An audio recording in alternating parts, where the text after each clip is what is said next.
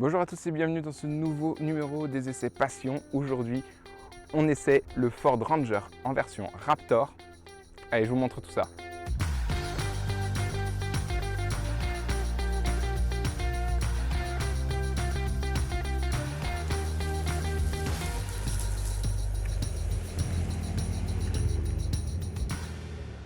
Pour cette quatrième génération de Ranger, Ford le décline en version Raptor, ce qui est fait vraiment plaisir, ça lui donne un look hyper sportif. On va voir tous les petits détails. À l'avant, on retrouve donc les nouveaux feux avec la signature lumineuse en C et signature de la version Raptor, le gros Ford en toutes lettres. On n'a plus juste le petit logo au milieu.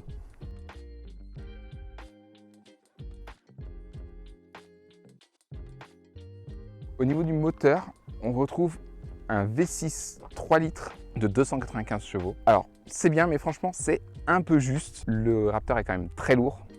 Et du coup, ça manque un peu de performance. On aurait aimé un peu plus de chevaux. Mais bon, c'est le plus gros moteur disponible sur la Raptor. À l'arrière, sur l'essieu arrière, on retrouve donc un essieu indépendant. Sur la version classique diesel, on a encore un pont fixe. L'essieu du Raptor est quand même beaucoup plus agréable et beaucoup plus précis.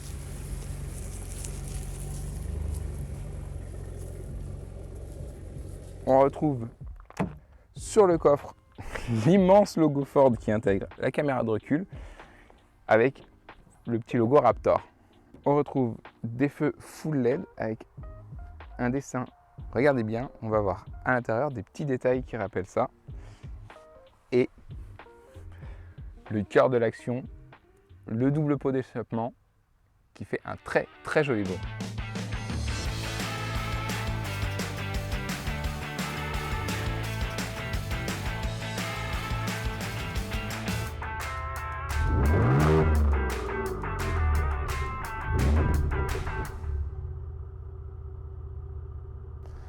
Alors, évidemment, qui dit pick-up dit grande benne. Bien solide, on peut s'installer tranquille.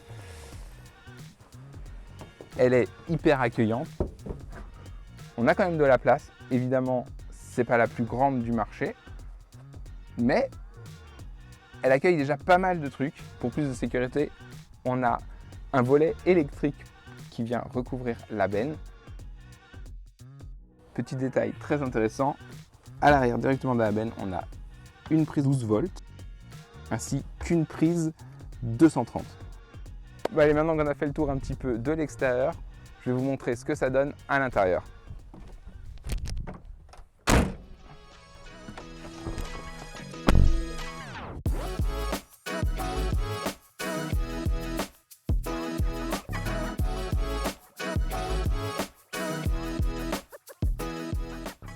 En termes de connectivité, on a Apple CarPlay sans fil, Android Auto avec câble malheureusement.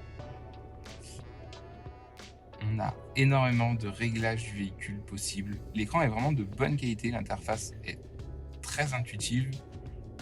On peut le mettre en mode sombre ou en mode clair. Personnellement, je le préfère en mode sombre, ça s'intègre mieux. On a les sièges chauffants et le volant chauffant.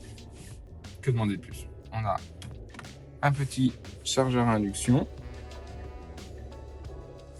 avec une prise USB-C et une prise USB.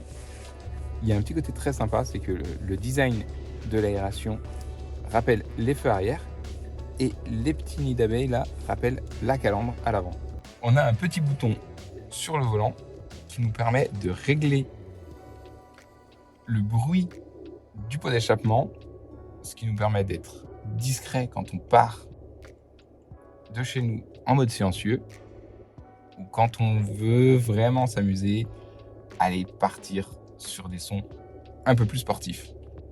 Des véhicules sportifs 10 sièges baquets qu'on retrouve évidemment à bord du Raptor avec un très beau mélange de cuir et d'alcantara, des petites surpiqûres rouges, un petit insert en plastique sur le haut avec l'inscription Raptor en rouge orangé. Vraiment, l'effet est très beau. À l'arrière, on est plutôt bien installé. On retrouve des mini sièges baquets. Faut pas trop en demander, hein, c'est très léger, mais c'est quand même plutôt cool. Et on est bien installé, l'assise est pas trop droite, contrairement à ce qu'on peut trouver sur certains pick-up. Là, on est quand même assez bien.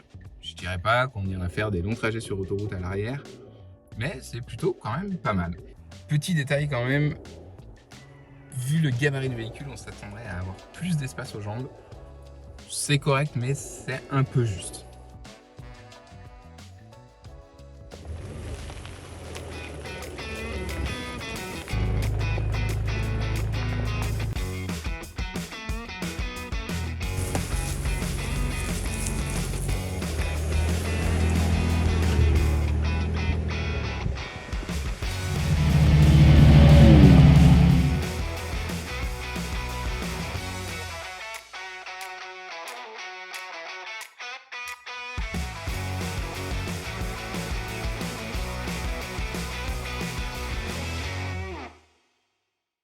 J'espère que cette petite vidéo consacrée au Ranger Raptor vous aura plu. Je vous dis à très vite pour de nouvelles vidéos.